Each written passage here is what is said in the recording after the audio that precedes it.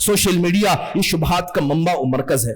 آج ہم دیکھتے ہیں کہ لوگوں میں دینی علم کی کمی، بصارت کا نہ ہونا، نیتوں میں فساد کا ہونا یقیناً یہ انسان کو شبہات کے دروازے میں ڈھکیل دیتا ہے۔ کیا آج جناب محمد الرسول اللہ صلی اللہ علیہ وسلم کی ذات کے حوالے سے سوشل میڈیا پر سوال نہیں اٹھائے جاتے؟ کیا ماضی قریب میں یہ شبہ لوگوں میں عام نہیں کیا گیا کہ اللہ کے نبی نے ایک 7 سال کی بچی کے ساتھ شادی کیا، آپ نے ایک 9 سال کی بچی کے ساتھ ولیمہ بنایا؟ سچ بتائیے گا کہ کتنے مسلمانوں کو اس کی حقیقت پتہ ہے؟ اگر ایک مسلمان بھی صرف نبی صلی اللہ علیہ وسلم کی ذات کے تعلق سے دل میں بدگمانی پیدا کر لے کہ ہو سکتا ہے اللہ کے نبی سے غلطی ہو گئی ہو، وہ اسی وقت کفر کے دروازے میں داخل ہو جائے گا اور اسلام کے دروازے سے نکل جائے گا۔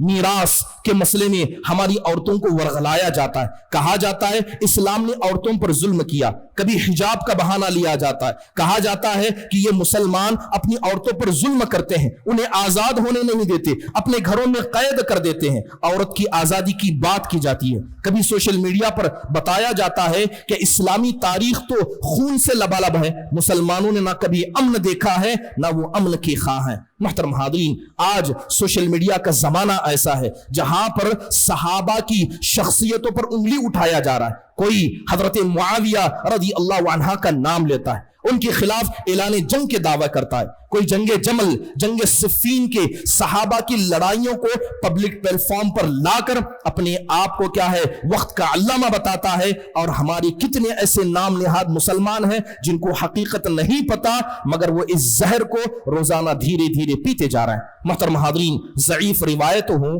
بدعت اور خرافات کا نشر ہو، بلکہ آگے بڑھ کر کہا جائے ایک دوسرے کو کافر کہنا اور حق و باطل میں گڑبڑ کرنا، گمراہ لوگوں کا وقت کا داعی بننا، علماء سے لوگوں کو دور کرنا، یہ سارے فتنے جو شبہات کے دائرے میں آتے ہیں سوشل میڈیا کے ذریعے عام کیے گئے۔ قرآن میں اللہ نے اس شبہات کا اور شہوات کا ایک علاج بتایا۔ اللہ کہتا ہے وَجَعَلْنَا مِنْهُمْ أَئِمَّةً يَهْدُونَ بِأَمْرِنَا لَمَّا صَبَرُوا وَكَانُوا بِآيَاتِنَا يُوقِنُونَ۔ یاد رکھیے، جس کے دل میں شبہات آ جائیں وہ اسلام پر، اللہ کی ذات پر یقین کو مضبوط کرے، سارے شبہات ختم ہو جائیں گے۔